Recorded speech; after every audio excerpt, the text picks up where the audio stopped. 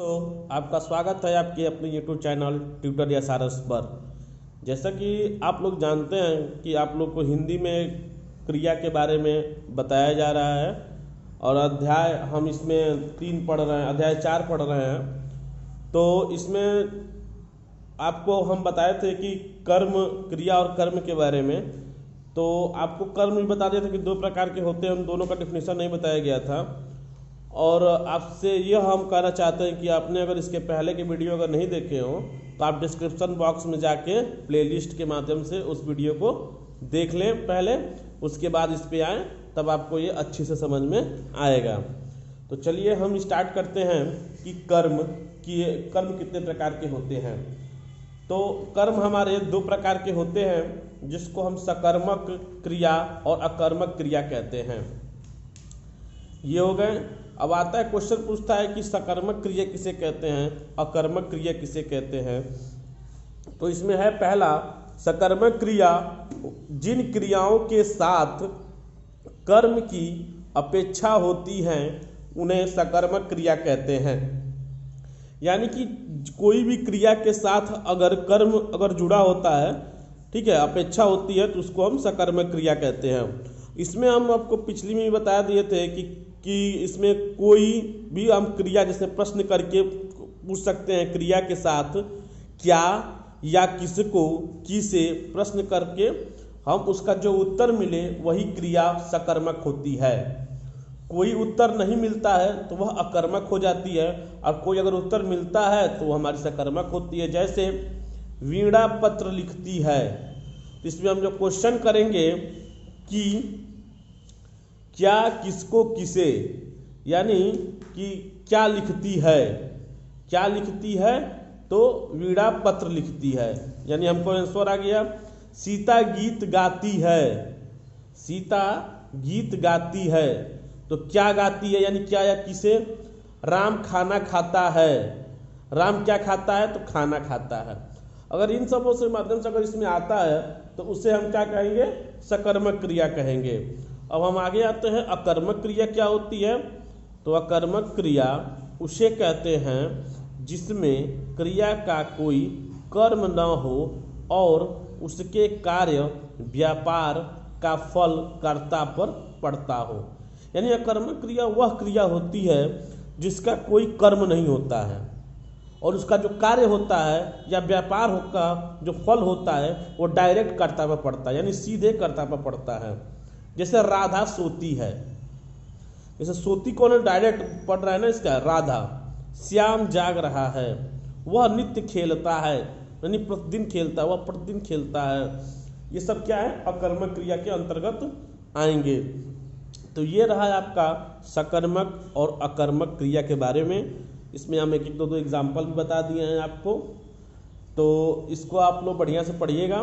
अब हम अगला पढ़ेंगे क्रिया। क्रिया अब आता है इसमें कि जिन शब्दों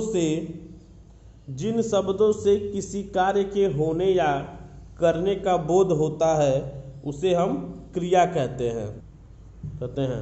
जैसे गाना, जाना, खोना इत्यादि, ये जो भी होते हैं, यानी कि जिन शब्दों से किसी के कार्य के होने या करने का बोध होता है, यानी पता चलता है, उसे हम क्या कहते हैं, क्रिया कहते हैं। अब अगला पॉइंट इसमें जैसे 1-2 में हम करके बताए हैं कि क्रिया का मूल रूप, क्रिया का मूल रूप क्या होता है। तो एक लाइन में आप समझ जाइए कि क्रिया के मूल रूप को ही हम धातु कहते हैं। क्रिया के मूल रूप को धातु कहते हैं। जैसे तू जा, तू पढ़, तू चल, तू सो, ये हिंदी की धातु हैं। जा मीन्स आप लोग जानते ही हैं, जाना, पढ़ का पढ़ना, चल का चलना, सो का सोना इत्यादि क्रिया के मूल रूप या धातु हैं। तो मूल रूप, क्रिया का जो मूल रूप होता है उसे हम क्या कहते हैं, धातु कहते हैं। दूसरा पॉइंट पे हम लोग आते हैं कि क्रिया का सामान्य रूप। क्रिया का सामान्य रूप क्या होता है। तो क्रिया के मूल धातु में ना प्रत्यय जोड़ने से क्रिया का सामान्य रूप बनता है। यानी कि क्रिया में अगर हम ना शब्द जोड़ देते हैं प्रत्यय में, प्रत्यय मीन्स क्या होता है, अंत में, यानी उसके अगर अंत में हम जोड़ देते हैं तो वो क्या बन जाता है, तो उन्हें यौगिक धातु सामान्य रूप बन जाता है, जिसे हम यौगिक धातु भी कहते हैं।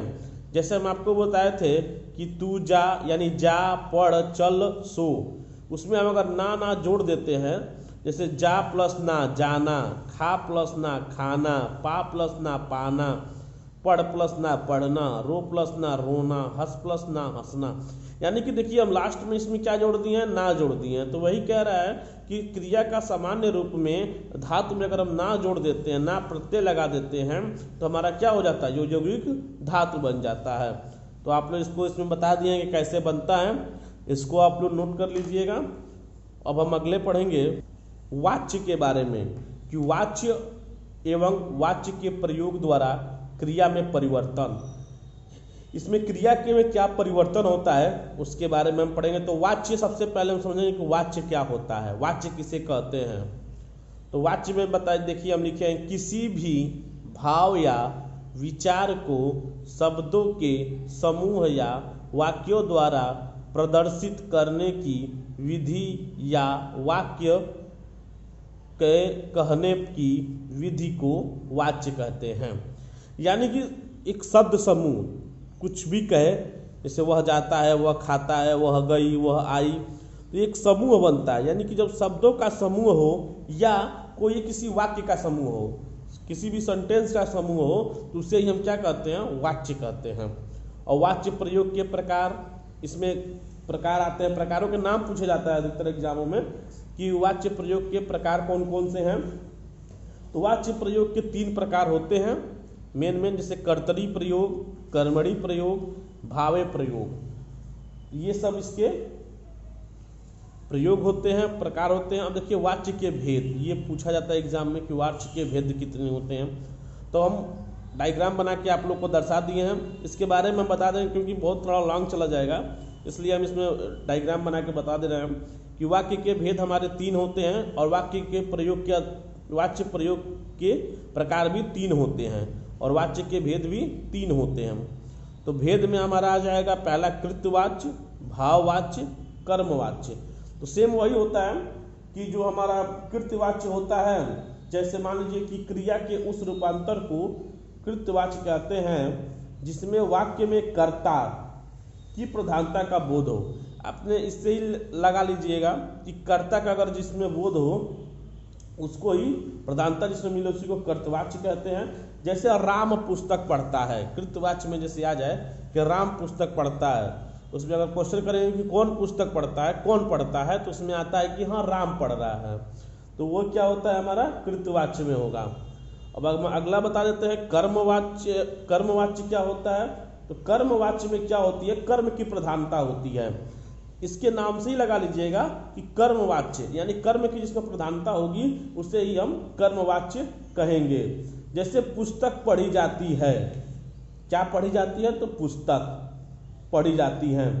और दूसरा इसमें ये भी एक जैसे आम खाया जाता है, ये भी इसके अंतर्गत आ जाएंगे।